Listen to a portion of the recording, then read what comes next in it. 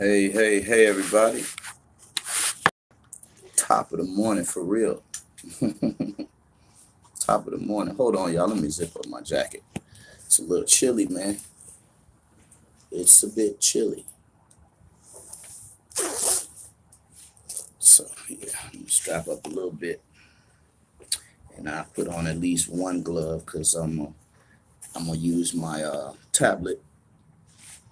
So I'm going to have to keep one hand out of the glove. But welcome, everyone. Welcome to episode, I think, 13. I think it's episode 13. Episode 13 of my life, my deliverance, and my testimony. Or my life, my testimony, and my deliverance. And I'm enjoying, this series. I'm enjoying sharing my life with you guys and my life experiences. And I hope that you all are being blessed from what you're hearing and even, just being entertained, if that be the case. Um, But my life has been a constant story of learning and bettering myself as an individual, as a black man. And most of the stories that I'm telling and going to be sharing with you all are just that, stories of growth, stories of um, me becoming a man and understanding what a man is, what a man does, how a man lives and moves and has his being. And so, like I said, I hope y'all are being blessed with the series. We got two series going on at the same time. One is called Camps, Councils, and Man Worship, and we're just on part two of that series. But this one, like I said, we're up to episode 13, and I think I'm gonna take this on out to like maybe 50 to 100 episodes, so that uh, all of you guys can learn. Let's see, what is this? Well, some of my friends, man, on this social media are amazing. They be sending me some crazy stuff through the IG and all these DMs and stuff. But I hope that you all can take something even from this, because this one is entitled Hip Hop. And hip hop um, has been a great part of my later stages in my life, like my over 25 years. You know, hip hop was a big part of that. And I made a good bit of money off of dealing with hip hop. I don't still have the money, but I made a good bit of money in the time when we did it. And this, when I was dealing with hip hop, and as you guys know, I'm a musician. I'm a career musician. I'm a kingdom musician, and even then I was, but I was a kingdom musician back then that still had the streets in my head and in my heart. So um, my evolution since then, 15 years or so ago to today, has been a great evolution. And so today I wanted to just rewind time back to like 15 years ago, about 15 years ago, when I was a hip hop producer in Southeast Louisiana. Uh, I even have proof of the time I spent as a hip hop producer and my studio time and the brothers that I dealt with uh, in this group. Excuse me. The one thing that I do regret about that time in the studio was me being too young and inexperienced as far as my knowledge of the power of music. And I'm gonna tell this little story before I get into it. But music is very powerful, y'all. All of you young brothers and sisters out there that love hip hop and love what hip hop do to you, listen to me. I understand why. Because it was created for you to love it, just like cocaine. hmm Cocaine was never made to not be enjoyed.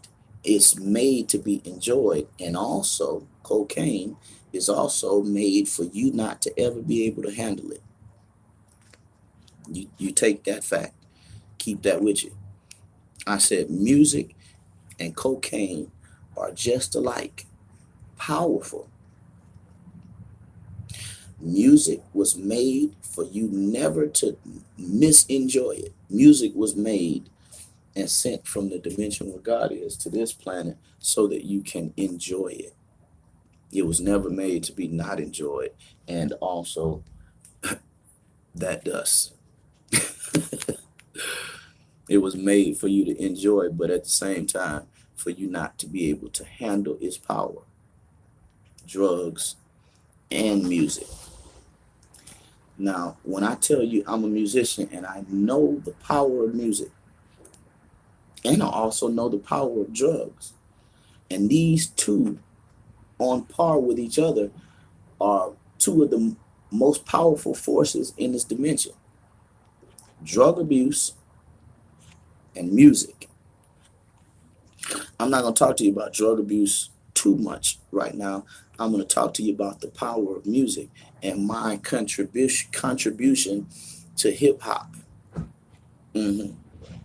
Like I said again, 15 years ago, we're going to take this and go back.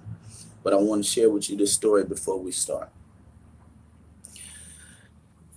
In my time of being a hip hop producer in Southeast Louisiana, I learned, again, the power of music is very much real. I was already a career musician even back then because I've been doing professional music for a long time. It's been my calling for a long time, and it's been feeding me for a long time. Mhm. But here's something that rang true in my mind and I learned back then about music. Music is one of the most powerful theories and vibes in the cosmos. Mhm. Music. Listen to this song, y'all.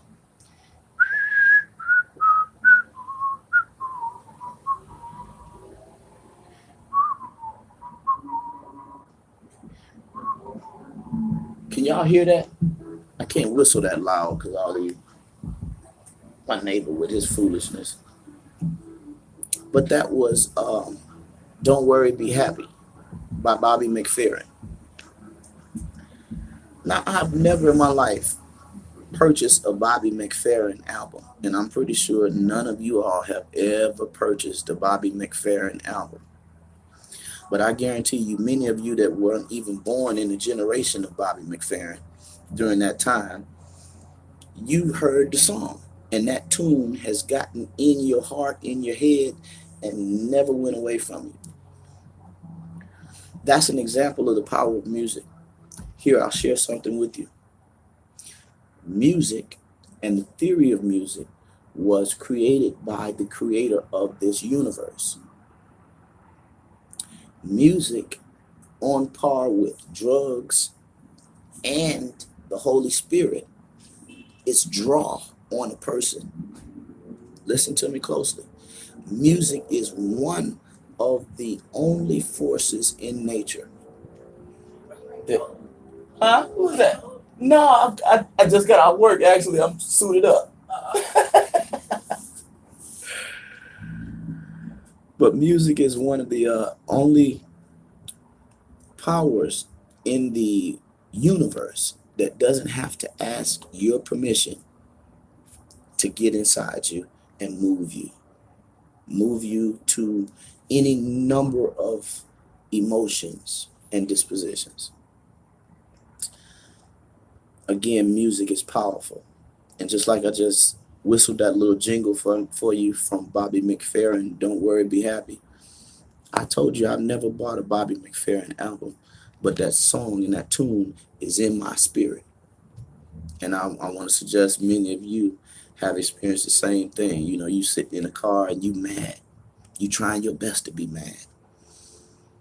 Or you sitting in church. You done walked up in church pissed off. You and your wife argued all the way up till you parked the car at church. And you get out the car and you go in church and you sitting there with stone face, looking lugubrious. The word lugubrious means long faced. You sitting up there in church looking long faced, mad at your wife, mad at the kids,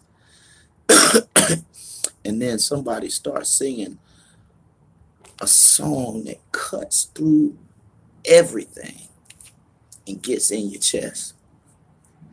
And you start to see, because I've seen it several times, that same stone-faced, lugubrious-looking, mean bastard that come in church, mean as hell, mean as a junkyard dog. I seen him. It'll go from the foot all the way up. He'll be looking mean, sitting there in the pew, looking like a prune. And that music get to checking you, hitting you in your spirit, in your stomach. And you start to look under the bench and you start to see this mean Negro's foot tapping. Then you start to see him rocking. Then after a while, that music will get so good to you till you be on your feet smiling. And you just had a bad day. I've seen that. And I minister that into the lives of people as my career. And that's so fulfilling to see that power of music take a person from this place to that place without their, saying okay to it. Again, music and the Holy Spirit and drugs, mind you, illicit drugs, all have that pull on the psyche of man. Very strong in theory and in reality. Music is extremely potent.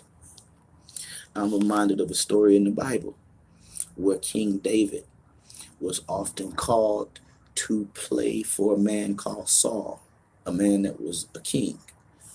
And the Bible said Saul had demons. The Bible said Saul had it out for David and wanted to kill David at times, and then at times he wanted to be David's friend.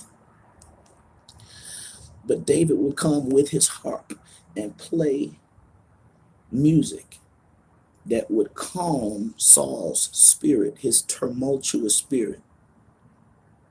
And there lies another testimony to the power of music.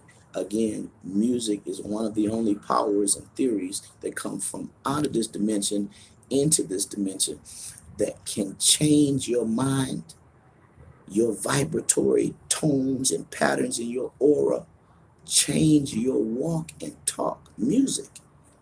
I just told you that little story about how many times over, thousands and thousands of times over, I've played people out of a frown into a full smile. And some of them dance and shout and have a good time, even after they've come from a bad time. Yes, Brother Abazo, music can cleanse or corrupt the soul. That's a great way to say it. I couldn't have said that any better. Music can cleanse, calm, and or corrupt the soul. Absolutely. Spot on comment. I've seen this. I've seen it. And when I get into the story a little bit more, I'm gonna show you guys about how the power of hip hop affects people negatively in many times, in most settings. But again, I wanted to start off with that and let you know the power of music and the power of music's grip and grasp on humans, your mind, your body, your will. Now, let me take you back to 15 years ago, and I'm going to take you back actually 12 years when I show you this video, because I'm going to flip the camera so you guys can see this, and I'm going to prove this so you ain't, Brother Michael ain't lying. I'll never lie to you about anything that I've ever experienced in my life or gone through. So I just wanted to do this and show you guys this as a receipt upon my past. Now, what I'm about to show you is a documentary from 12 years ago. 12 years ago. And this is called Click Tight DVD Volume 1. All right. That was the name of the group, Click Tight. I named the group Click Tight. I helped even come up with the logo that we used, and all of the music came directly from me. And my brothers that I had such a close connection to, and I'm still connected to them brothers real closely in my spirit because we grew up together and we grew into knowledge together and we grew into manhood together. Um, all of these brothers that you're going to see on this video, these are the brothers that I come out of the mud with. You dig? I say, I'm going to show you a video of me and my brothers in Southeast Louisiana, the ones that Michael came up out the mud with. We grew up together. We learned life together. We made money together. Hell, we stole from each other. We made peace together from a whole city that was cordoned off into kind of sections and gangs and, that kind of shit. Yeah, brother Bazoo. Yes, sir. And Louisiana is one of the most peculiar, but most dangerous and most real places in the world, family. Believe that. Believe it. Now, let's turn you around and let's show you guys this receipt. Let's flip the camera. And we're going to kind of come in close. And I'm going to point it out. See this right here? It says Click Tight DVD Volume 1. And that says 12 years ago, everybody. 12 years ago. Now, I'm going to play the video. And I don't have the Bluetooth on because it's kind of early. And I don't want to wake up the neighbors and all of that kind of stuff. But I wanted you guys to see this. And let me play the video for you. And you might be able to hear it a little bit. What you'll hear in the way of music is my music. And what you'll see are these brothers. And it's only 5 minutes. And I'll narrate it as we go through. And I'm going to point myself out to you all. This is way back, man. Way back. Like I said, 12 years ago. All right? So y'all enjoy this. Let's see if you can hear it. It's real low. And real low budget.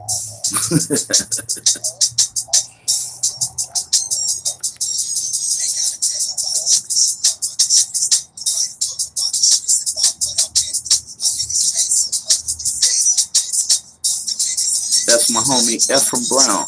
That's my engineer. That's my homie Chandler Bernard. He was the CEO of the group. That's Tiff, Pitbull in a skirt. I forgot this brother's name, but I think he related to me. Another real brother from Southeast Louisiana. My homeboy Cordy.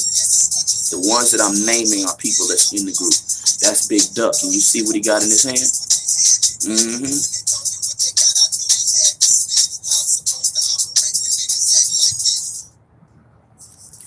And now this is my homeboy Cham and Nank getting out of the truck. This is our second studio that we had. We had a large studio. Who is that right there, y'all? Look how slim I was, man. Hold up.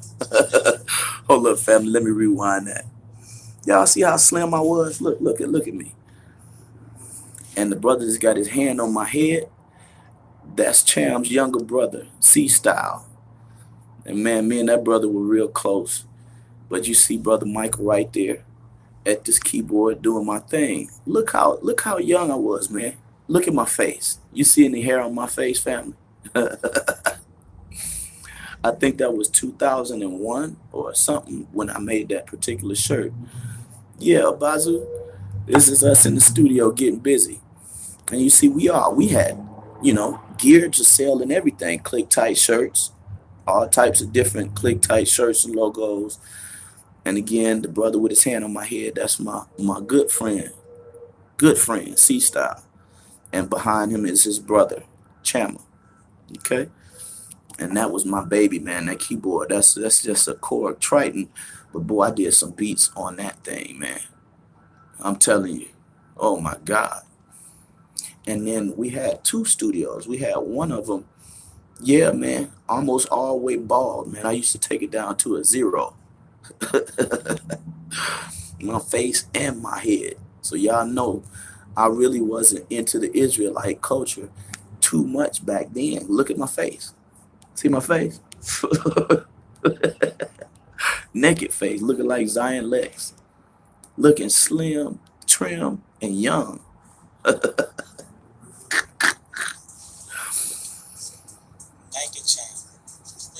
Yeah, those are my two brothers, man. And let me say something to y'all about these two brothers. Well, let me play a little bit more, right? And that's my engineer. Like I said, his name was Ephraim. Nank. We called him Nank. And Nank, man, there's so much I could say about Nank, but Nank is one of the most persistent black men that I ever met in my life. Me and this brother used to stay in the studio 8, 10, 12 hours a day. And time would pass like we didn't understand it. I mean, time would zip by. We've been in the studio for all this time making music. Some of the music we'd make it and throw it away, Abazu. It was just that, that kind of flow. And this brother learned engineering from scratch. And I'm telling you, he's not no bootleg engineer. He's a great, great engineer with a great ear and a great eye for production. Ephraim Brown, Nank, big Nank. And me and Nank didn't grow up together because I think Nank is like 2 years older than me. So he went off to different college and I was in high school and doing some different crazy shit in the hood. But we from the same hood. We from the same hood. And so me and him linking up, and then Chama, the CEO, linking up was from another hood on the same side of town though. And we weren't normally friendly, our hoods. But this group brought us together as friends. I'm gonna let it roll a little bit and I'll show you who Chama is. He's talking about how him and Cham hooked up. That's the brother right there he's talking about. And that's Cham, my brother. Chama Bernard. Yeah, man. Chama is one of the realest cats with a family of brothers you don't want to fuck with. You hear me? Them niggas will beat your goddamn brains out. Hey, Miss Beverly. That's Tiffany. Tiff.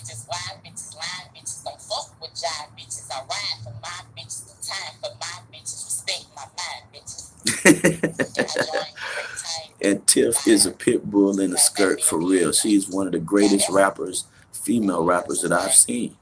And I wish she was still rapping, but Tiff ended up going and having children and all of the other stuff that mothers do and women do. So, it kind of took her away from the group.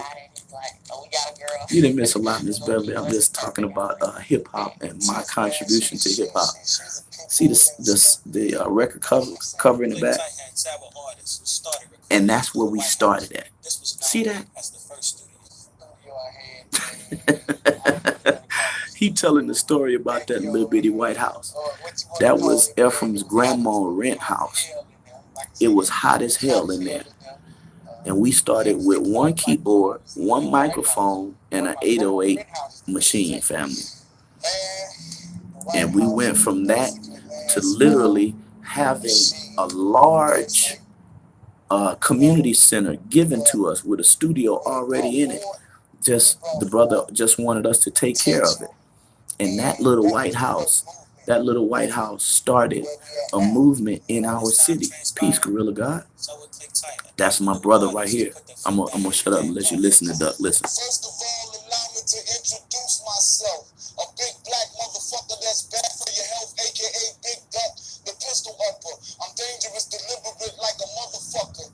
I'm a 6'2" nigga. I'm willing to do niggas, willing to shoot niggas. I'm bigger than 2 niggas. You never catched up without a gun in my hand, cause I play dangerous games with dangerous men. I do it for the money. Yo. Man, shit, I ain't getting with click tight. I am click tight. Just like Lil C, just like Nate, Cham, Mike, C-Styles, Dunk, Bird, Tiff, Deuce, and the list goes on and on. And shout out to Deuce and Bird, man. Yeah, them two brothers also were a part of the group, but they weren't in this documentary. But the brother that you just saw, let me rewind it so I can show you him again. Big Duck. This brother right here, man, this is one of the most real brothers, intelligent rappers. And I'm telling you, Big Duck ain't nobody to fuck with. I'm telling you, this brother here will get it in. You see what he got in his hand, right? Let me see. Let me see if y'all can see it. See what he got in his hand? Duck said, the pistol upper. I'm dangerous than a motherfucker. Listen, let me run it back again. I love brother Duck, man. This was my brother, man. Like, I love Duck, man. Show you something. Look at his hand. Look what he got in his hand. Look like an Israeli Uzi, don't it?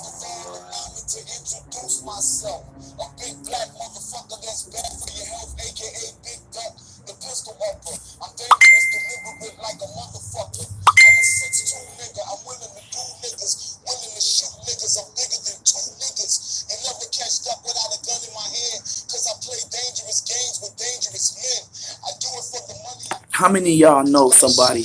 How many of y'all know a nigga that had an Israeli Uzi with an extendo barrel? That barrel looked like it's one of them 1 in 9 twist AR-15 barrels on there. I ain't never seen an Israeli Uzi with a barrel that long. But Duck had one. And when I tell you, we used to play with guns like babies play with cars and trucks and shit.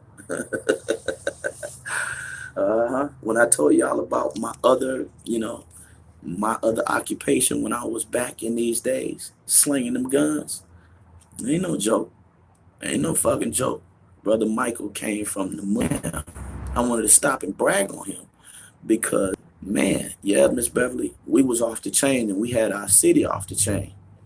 Oh yeah, we had a whole city off the hook. I could tell you some stories, man. But this brother Duck could rap in Spanish. I'm talking about get down in Spanish and then transfer right into English seamlessly. And listen to what he says. Listen to all of the names he holler out. Listen what he says. If I ain't get with click tight, I am click tight. Just like Lil C, just like Nate, Cham, Mike, C Styles, Dunk, Bird, Tiff, Deuce, and the list goes on and on. And Deuce is actually my cousin, Big Trey. Trey is a gun lover too. Me, Trey, and Duck, boy, between us three, I think we had enough to start an armory. But yeah, man. Nate, Cham, Mike, C-Style, Bird, Duck, Nate. Did I say Nate? But that was the clique, man. That was the clique. And I got one more brother that I want to show you. Again, that's all of us on there. And that's my brother Nank again. And this little bitty studio setup, man, is what one of the setups that he was working with. Listen, that's Cordy.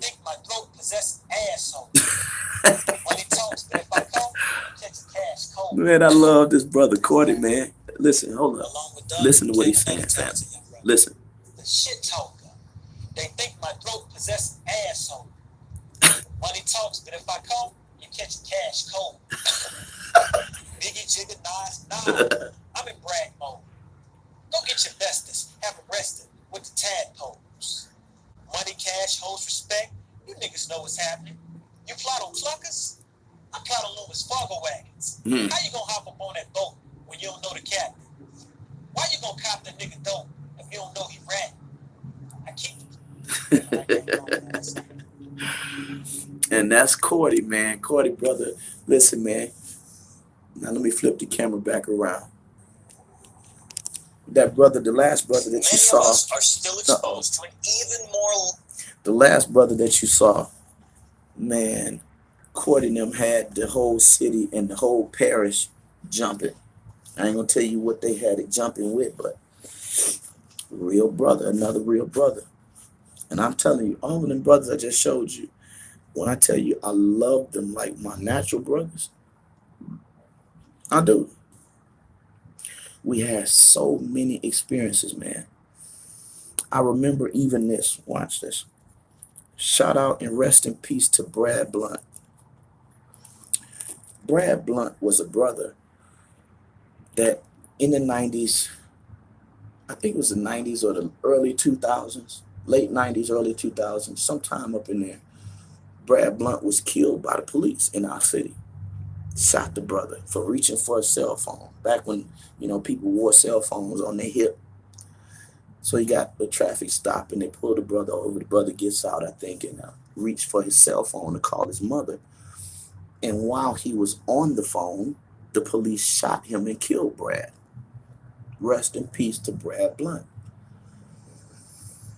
And that murder, we took that murder as an opportunity to politicize our hip hop in the city and make a movement behind not only our group, but against police violence in the city. We went to city council meetings. We passed out CDs and songs and we talked about Brad Blunt. But this one song that we did, family, listen to this, the power of music. The song was called Brad Blunt. And I'm telling you, when I used to make this music, here was my formula. Pitch black room, no light in the room, except for the blue light on my keyboard and the light from my lighter and my blunts. And when I tell you, not just blunts, boy, but I used to get lit. You heard me? Shit. Lit enough to fucking kill you and wake up the next morning and not even remember. Believe it. And in that room, Brother Obazu, Miss Beverly, there used to be some of the most unsavory characters in our city. They used to come through, just sit and watch me make music, and I'd be like, damn, these are the same niggas that's killing niggas all across the city and doing all kind of crazy shit. Coming in to watch me make music, watch this formula that we putting down. And we'd be in that dark ass room, purposely dark, getting lit. And I'm telling you, that song, I remember the night I made that song, I was mad as a motherfucker. I think I had two guns on me that night in the studio, one in my lap, and then one I think I had stashed it somewhere in the studio in the, the booth. When I tell you, once we finished that song and we put all of the feeling into it and the parts about Brad's life and his death, when we listen to the finished product, that song would make you look like this. See how my forehead frowned up, like I'm about to get you, and my nose flared out. That vibe came across in that song everywhere it was heard at. We used to play that song. We'd have record release parties at the park or at the community center or at the studio, wherever we be doing it at. And I guarantee you, there was gonna be a fight if you played that song, Brad Blunt. And the song was not about black folk fighting black folk. The song was about police brutality, police overstepping their bounds and murdering black men. But the vibe we put into it and our hatred against the police and for what they had done to Brad Blunt, it came out in a vibratory tone in the song. And God damn it, everywhere that song played, it was complete chaos. Utter chaos. Everybody be doing good, having fun, getting their drink on, and then you turn on that goddamn song. The same vibe that I made that song on, the things that was going on up here and that was going on in that room came out the fucking speakers. Believe it. That's the power of music. And I'm saying a lot of the things that I did connected with the power of music and what that music did in that time. A lot of it brought good vibes to people and a lot of it brought negative vibes. I remember we went to one club in Mississippi called State Line, and it's literally on the state line between Mississippi and Louisiana. We went in that goddamn club one night, and when we went in there, it was peace. We from another state, and it's dangerous. We all got guns and everything, but it's only 9 of us, and it's like 300 people in the club that night. We go in there and turn on that goddamn song, family, and every eye on the club, in the club, was on us. Who the fuck is these niggas? Where these niggas come from? Can you imagine being 100 miles away from home with 9 brothers of yours, and y'all got guns, but it's 300 to 400 people in the club, and every one of them hate the city you're from, and that music you're playing is pissing them off more. Man, we got crowded that night, and we had to stand our ground. You hear me? Man, when I tell you, when you that nervous and you got a gun, it's time to get the fuck on.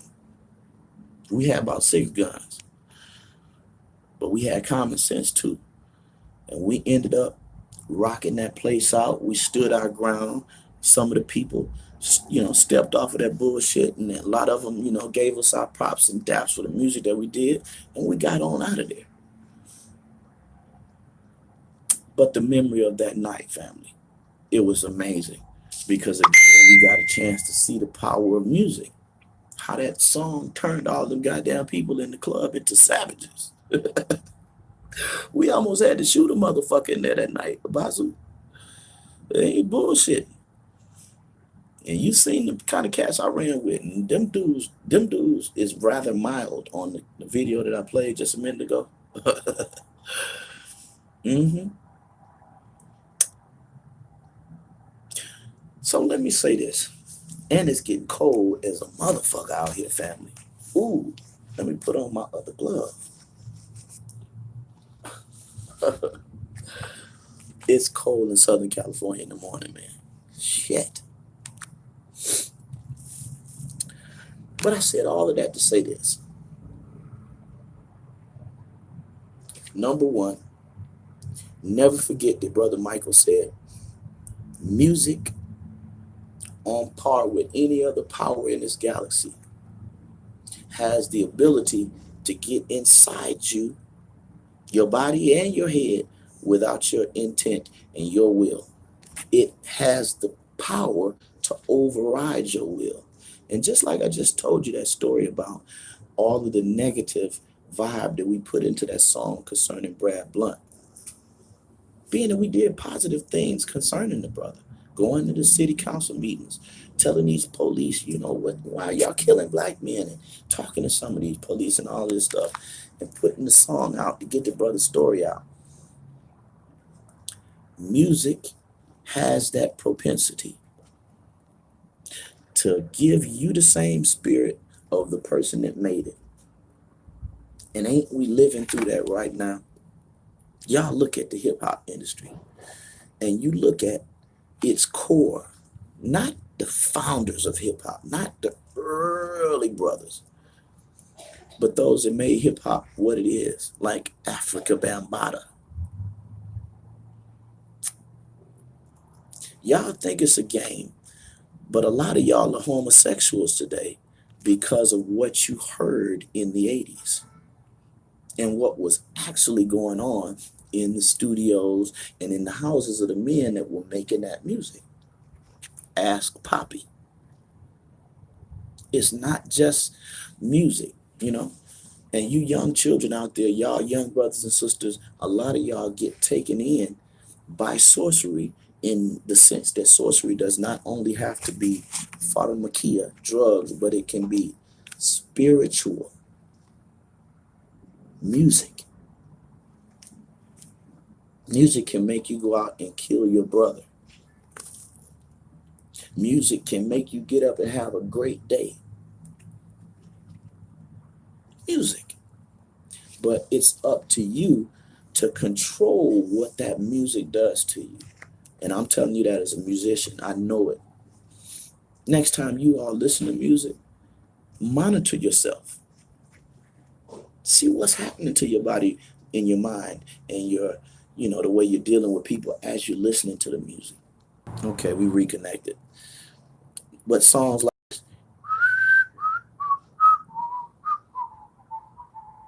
Don't Worry, Be Happy, they get stuck in you. And you might not know that it's in you, but I'm telling you the power of music. And many of the musicians and rappers and artists know that power and they exploit that power. I said many of you are homosexuals today because the founding actual, people that propagated hip hop were homosexuals. Look at Bambaataa. Look at Poppy. Look at all y'all found out that was going on in the background of party people, homosexuality. Now you got a whole nation full of hip hoppers that are gay, and it didn't come from Bruce Jenner. It came through your culture. Queen Latifah, gay, gay, gay, gay. Young Thug, he don't want to say it, but he's gay. Uzi Vert, he don't want to say it, he's gay. They killed Pimp C for talking about the gay rappers in Atlanta. hmm One of Pimp C's last addresses to these faggots in Atlanta is, he said, "These niggas out here, y'all don't want me to talk about what happened to the boy who got caught in the limousine with the boy." hmm I ain't gonna tell y'all who we talking about because these niggas are powerful and they will try to kill you to keep their secrets. Pimp C said these niggas in Atlanta all out in the club, front of the club, kissing each other in the mouth, putting roses in their mouth, laying on each other, goddamn Cadillac hoods. But Pimp C, I say, was murdered. Y'all like to say Pimp C died from syrup, but Pimp C had spent years in prison and got off syrup. Pimp C wasn't even selling dope. Pimp C used to come on the camera and tell people, y'all lying about these dope prices. Huh? Y'all ain't getting no 16.5 a key. Pimp C said, if you getting it for 16.5, bring it to me, I'll buy it and flush it down the goddamn toilet. But Pimp C was killed by the homosexuals in the hip hop industry. Believe that. It wasn't Syrup that killed Pimp. Syrup killed DJ Screw. Believe what I'm telling you. I'm from the South. Anyway, I want to go into this a little more because I want to talk to y'all a little bit more about friendships and lasting friendships and some of the friendships that I gleaned through dealing with these brothers in this group and the friendships that will never die. And I want to say to them brothers, if they, was to see it, I know my homie Trinity gonna see it and some other family from Louisiana. But I want them brothers to know that, man, I would never forget y'all. I'd never forget all the good we did together, all the bad we did together, all the fucked up shit we did. But the brotherhood and the camaraderie between all of us and growing up together, that's invaluable. And I wouldn't trade it for the world. Of course, we made money, but we didn't become rich. And we stopped just shy of becoming rich. I met Little Flip, and Hump.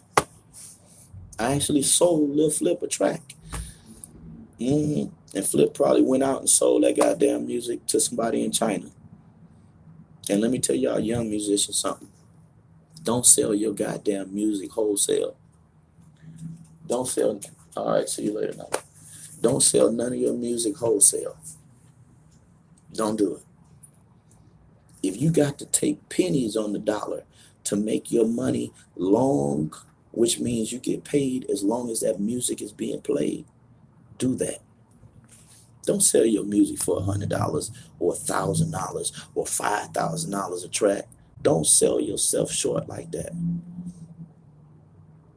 Like I said, I sold Lil Flip and Hump that motherfucking track, and I guarantee you, them niggas made more than $500 because that's what we sold them one track for. hmm And let me tell you another funny story before I quit. Lil Flip is a fucking asshole and a goddamn coward.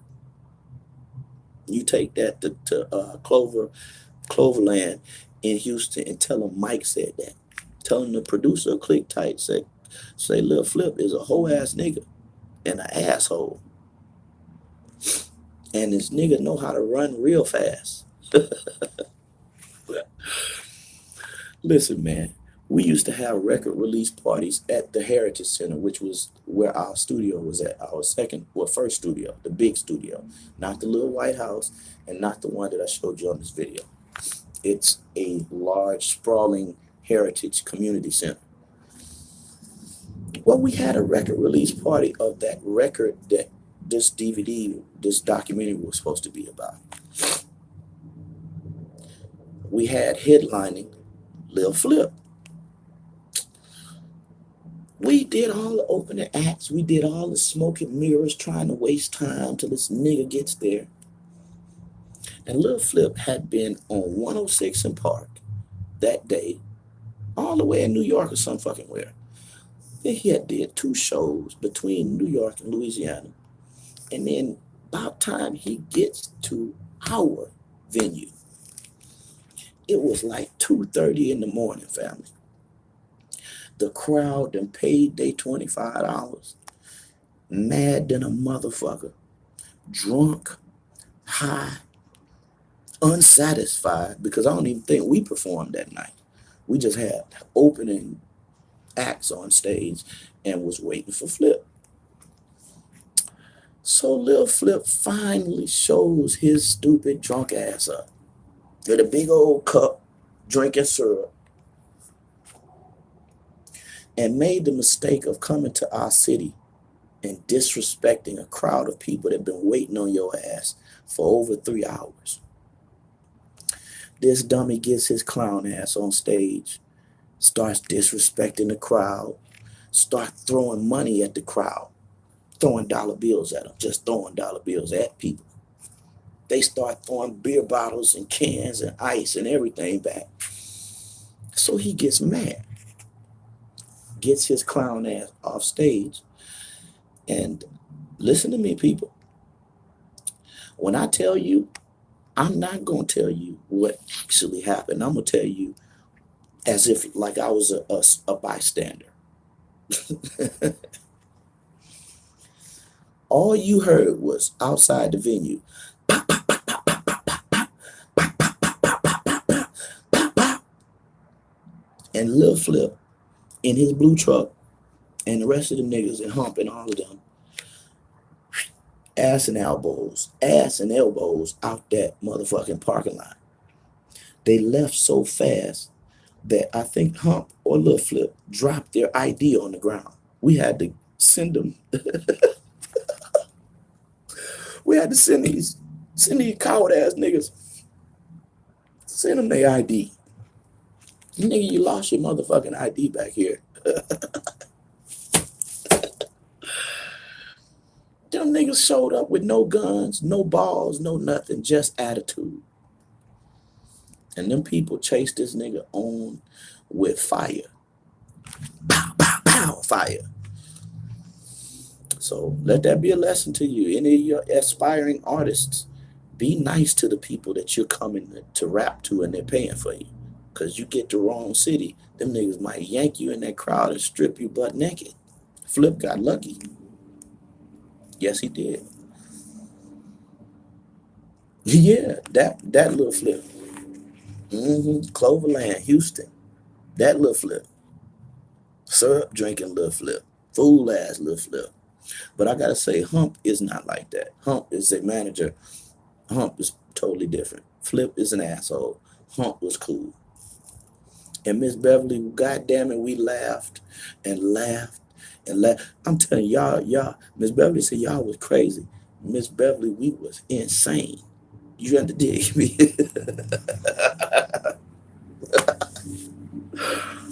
We was more than crazy, man. We was 5150 back then. Shit, we lost the big studio because Night them was hiding dope and shit all in the man's goddamn ceiling. And I used to stick a few guns up there, and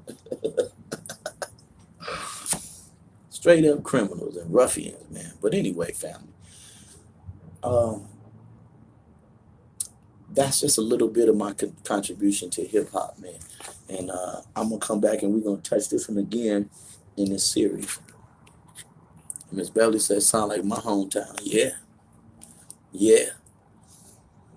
And I'm telling y'all, Louisiana boy, you don't want to go to Louisiana talking crazy, acting crazy, disrespecting people because everybody's got a gun and everybody know how to fight. That's the truth. So anyway, family, I love y'all, man, and it's cold, ice cold out here. My hands are starting to hurt. So I hope that you are able to take something or even just enjoy the storytelling tonight. Miss Beverly, I got way more stories. Wait till we get around part 25 and 30 up in this episode series. So I love you all, man. Brother Bazu, I love you, homeboy. Miss Beverly, I love you, dear sister. And y'all, peace. And thank you for coming. Everybody in the chat, I love you all. Peace to y'all, fam.